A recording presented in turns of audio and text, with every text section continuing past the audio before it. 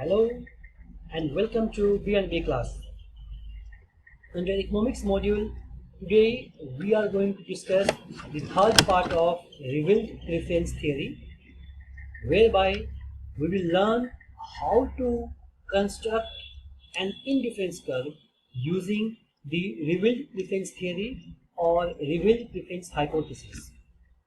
Before I begin with today's session, if you are new to our channel, I request you to please subscribe to our channel and yes, press to the bell icon as well so that you will be notified for any new and latest releases and updates.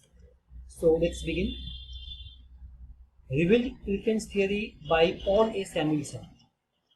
I have already uploaded a detailed video on the concept and the assumptions made by Mr. Samuelson in this RPT. If you have not gone through that video yet, I suggest you pause it and click the link above. The first part of revealed preference theory. Please go through the video and then continue with this video so that you can understand the entire concept very easily. I hope you have gone through the video by now. So let's continue with today's session. So revealed preference theory, as you have gone through the video, you must have understood the entire concept, but still, just to give you a review, I have provided a brief of the theory and a figure with a mathematical equation that explains or that briefs the concept of RPT. Moving forward, derivation of indifference curve using RPT. So construction of indifference curve using RPT requires minute experiments that we need to conduct, and we will be doing a few of them in today's session, and we'll learn that how those experiments can be continued in order to derive or reach at the indifference curve. The concept explained by Hickson on the ordinal utility approach. Let us suppose there are two goods x and y represented on x-axis and y-axis. If you have gone through the first part, you must have understood that the RPT is always about two goods and the bundle of the two goods. So in the same case, we have good x and good y. There is a consumer with a budget line AB, the purple straight line on the screen. If the consumer chooses a bundle R on AB, simply means that R is the combination of good x and y which the consumer has revealed preferred. Any bundle on the line AB other than point R is revealed inferior with a strong axiom, and any bundle below the line AB is revealed inferior with weak axiom, and the bundle above the line AB is anyways not affordable since that is out of the budget. Now I would like to introduce a new zone on this superior section of this diagram, that is above AB. This rectangle with dotted green line is a zone that includes such a bundle of goods which will include either one or both of the goods having more than units available on the bundle R. It means that any rational consumer, if available to them, will try to jump above and go to this superior zone.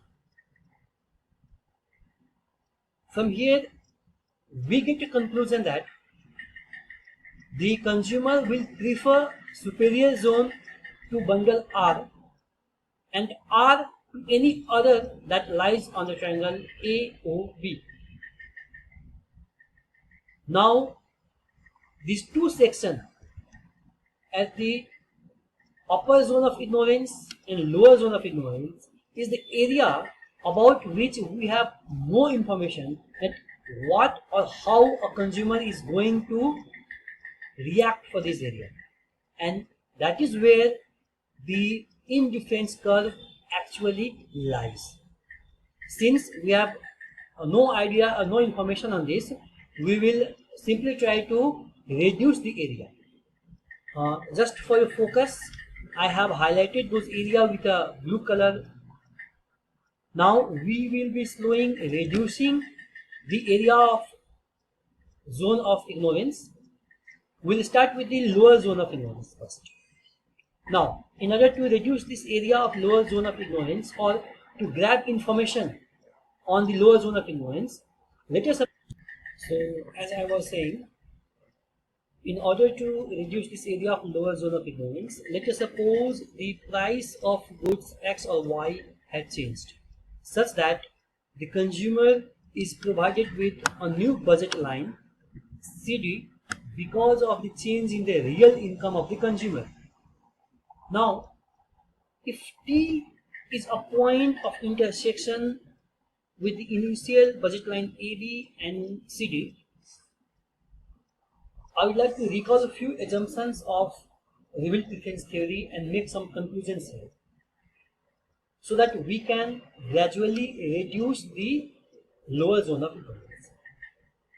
On this new budget line CD, CT is such a section that the consumer would never prefer, since CT has been already declared as inferior zone from the initial budget line AB.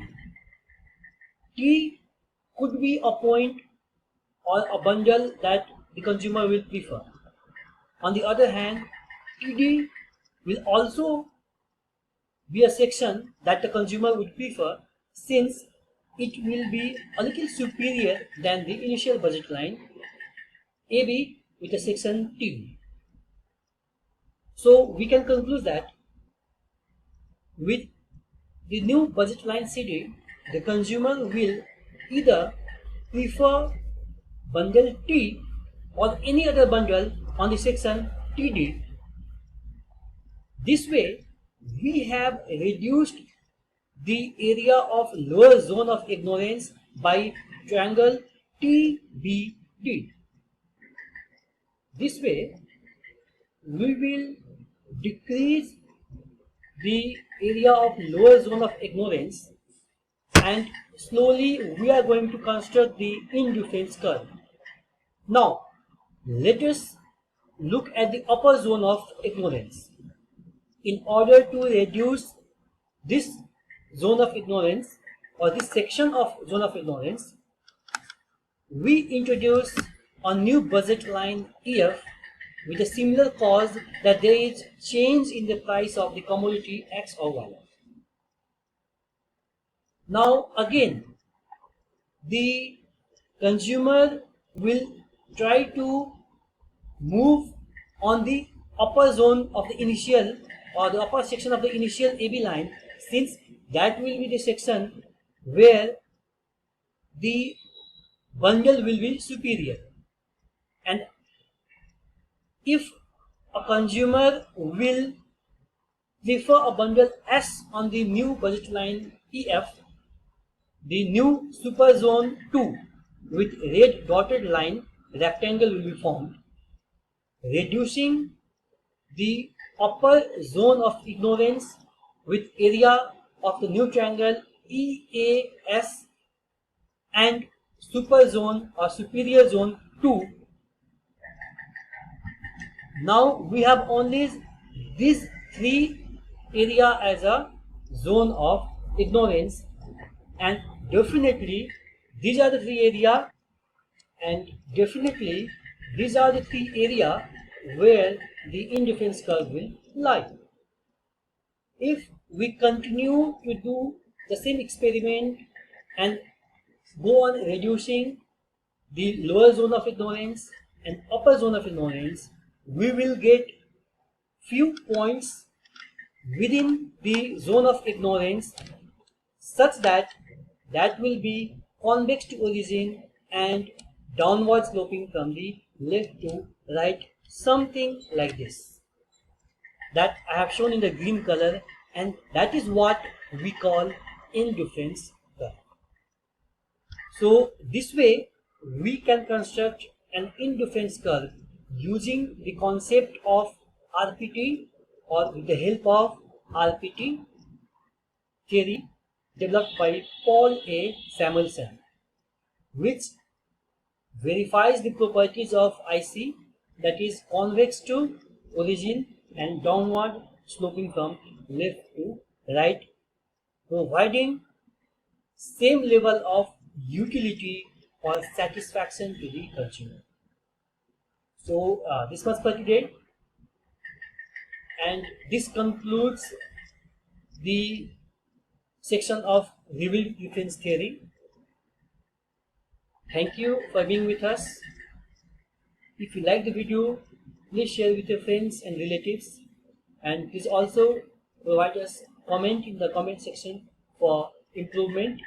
Subscribe to our channel, and yes, keep learning with BNB. Thank you.